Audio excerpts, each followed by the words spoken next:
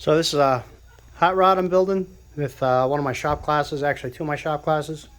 I thought I'd just kind of share it with you guys, put it up on my channel.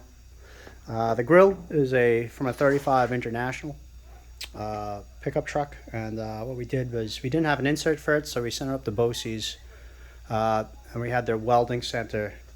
The kids assembled and put together this insert for us, and they did a real nice job. You know, it's not a hot rod. It's kind of like the rat rod looking thing. Engine is a 1968 small block Chevy. It's a 327. It's been bored 30 over. We built this in-house, in-shop. We did this whole thing in-shop. The front axle is from a kit. It's not original. I can't remember the name, but it's like an eBay item, which is a lot of this car. We're running a Vega steering box. Here's our Vega box. And, you know, it's my first time building a car. I wound up making the frame a little bit wider than we really should have, so we had to space it in. I just put a little bracket that goes into the frame here. Motor mounts are from a boat. Came out of a boat. And, you know, the kids got some tape on here. They're masking it off, painting it today. But that's our steering. And we got our steering column, which is an original column, but it's been modified. Originally, the column had bushings in it.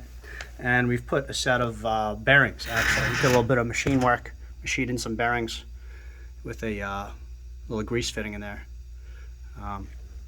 It is a 4-speed. It's got a 4-speed Muncie. We rebuilt the transmission in-house. That transmission was from again, mid-60s, somewhere in that vintage. 67, might have been a 68. And it's a 4-speed Muncie M20 transmission, wide ratio. We're in the process of finishing up our wiring right now, and everything is basically just on toggle switches. Like, this is our ignition to the car right here. So this turns the ignition on. That gives us power to signals and stuff. We got lights working. Here's our light switch. That turns the lights on. You know, everything's getting there. We're getting close. You know, and then these gauges are mechanical. The speedometer is a GPS speedo, so we're not going to have to run any kind of sender to the transmission. Shifter is just kind of a piece of steel that we put on a Hurst shifter handle. Actually, it's a Hurst, and it's got a Hurst shift kit in it. The seats are from like a G-body Chevy from the 80s. I don't even know what they are. The body is a cab from 47 Ford. Let's see if we can get out of the way here. This lab's a little bit of a mess, but it's a 47 Ford. We had to put some panels on it, you know, put some new steel on it. It was rotting. We raised the floor up 7 inches. This is a brand new floor we put in here.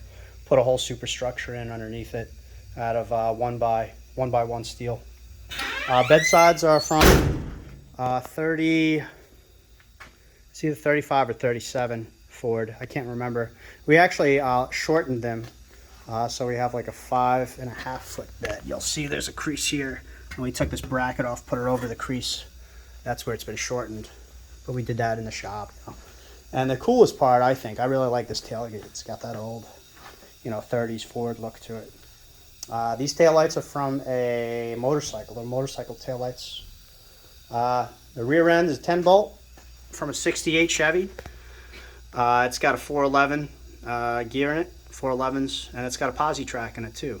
The drive shaft, I think, came out of a Fox body Mustang, and it's been modified to go ahead and fit, you know, the application that we have. Fuel tank. I have a student that works at a beverage center, and he was able to just get us a keg. So he just modified a keg into a fuel tank. We're almost done with fuel. Here's our fuel gauge here. It tells you how much is in the tank. It's got a 3-inch bung in the top. We got a vent coming out the top. And down at the bottom, that's where that's where your fuel comes out of. And this whole thing's going to be filled with an American flag. It's got like a resin bar top on it, bar top resin on it. And the thing sits really low. It sits like 4 inches off the ground. But I just thought I'd take a quick video. This is the kind of stuff I do at work, you know, with my students. You know, I feel like a lot of programs really don't do this kind of thing anymore. It's a liability issue. It's expensive to run, and, you know, it takes some know-how. There's a lot of people out there that just don't do this stuff anymore. So I'm pretty proud of what I do and what I'm doing with the kids, and just thought I'd share this with you guys. if you have any questions, just let me know.